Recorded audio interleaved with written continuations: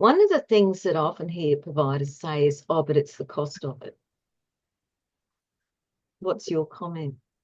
Really, I think to make those changes, I think my team kind of turned it around, and it was really just a few little tweaks. It wasn't like Yeah, a major change. It yeah, was a few little tweaks to improve it and make it more accessible. I don't think they spent more than half a day updating and changing things to make it work better.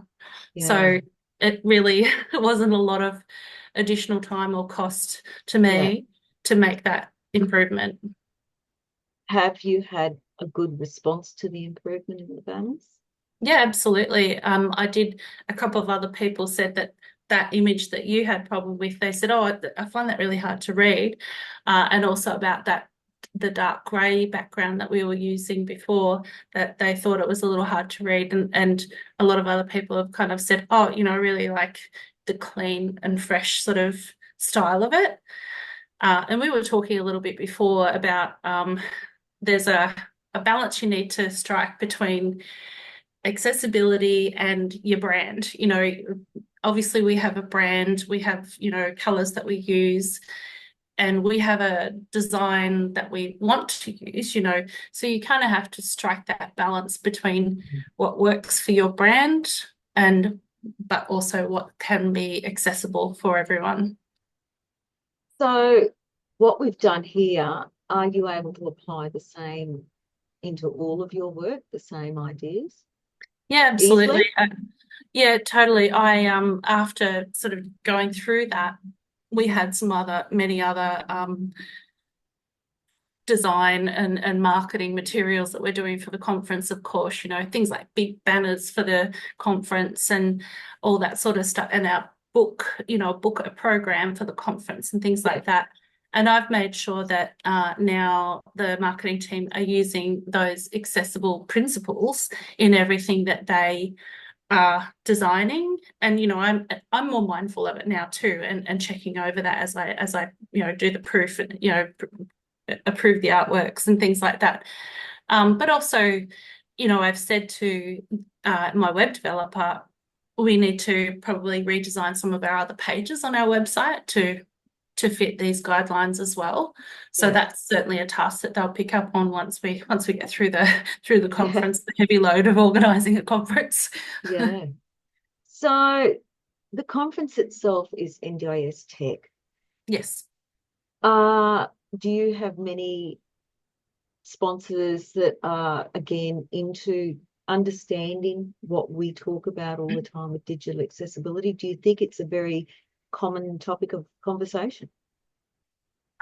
Not enough, I don't think. Mhm. Um, so I think you will have some great conversations with some of the people at the conference Yeah. in terms of the software vendors out there. So there are a lot of NDIS systems out there. People call them NDIS systems. Yeah. They're a CRM type solution that a lot of organizations that work in the NDIS use, and there's many systems out there. And some of those sponsors will be at the conference. But I think I don't see um, a lot of effort or thought given to accessibility by a lot of these software solutions. I see them all the time. I work with them all the time. I Mm. recommend them to my clients. And I do sometimes get clients who, they'll say to me, "Oh, we need to make sure that this system has certain, aspects of accessibility depending on their staff. So some of their staff members may have, vision impairment or whatever it is. They may need to have some accessibility factors in the software solutions. Also, some of these software solutions will have like a customer portal Yeah. where their customers who are NDIS participants will be accessing information from their NDIS provider. And therefore, those, they'll often be apps, mobile apps.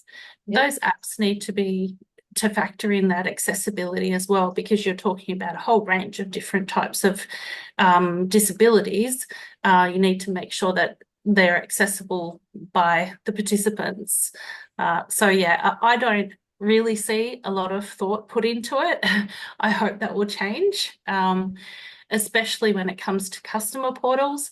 But I think also there's more work that a lot of the software solutions out there could do to improve the digital accessibility of their systems. They're all web-based systems generally. So, you know, there's a lot of work that they could do to improve those, not having these tiny little small print on screens and things like Yeah. that. I actually really agree with you, Anita. I find it frustrating, like the forms that we're expected to fill in, you Mhm. name it. Mm, And obviously the NDIS has a large number of forms. And mm, if they're not accessible, that takes away our independence as well. Obviously, I'm speaking from my point of view there.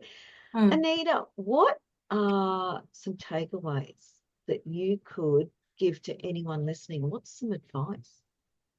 I think so from a business owner's perspective, like where I'm running a business and I'm working very much in a sector where there are people with disability. Um, I feel like it's really quite a simple solution. In talking through what we needed to do for what we did, it was such a simple change. There were not major changes.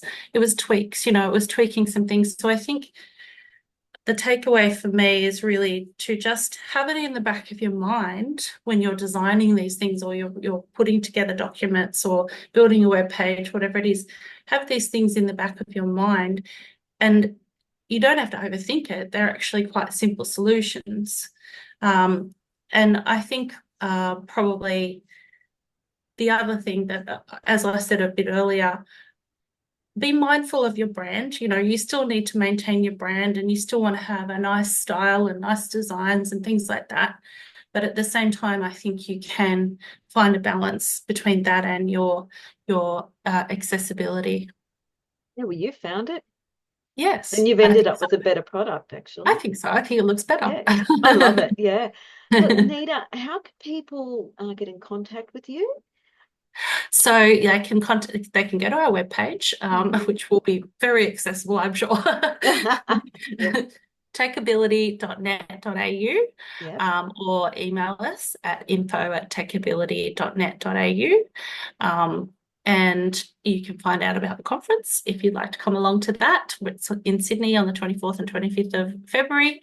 And NDIS providers, aged care community organisations, we help with all things tech. So they can reach out to us. We have years and years of experience in the sector and we can help people find the right tech solutions, implement their solutions, help them with cybersecurity, all that kind of stuff. Thanks, Anita. Look, thanks for your time. And thank you Thanks. again for being so responsive and being able to pivot so quickly to fix the problem because it's a great solution you've got. And that's us for today on the Thanks, Digital Darrell. Access. Oh, I love it. I love talking to I'm you looking anyway. looking forward to your talk and workshop at the conference too. Oh, it'll be fun. Yes. I intend to make it fun. So that's us for this week. Please like, review, share, subscribe, tell everyone about the Digital Access Show. We do all types of stuff. We talk to all types of people with disability, without disability, in the NDI sector, in the disability sector, all over the place. And we'll see you next week. Thanks again. Thanks, Sarah. Perfect.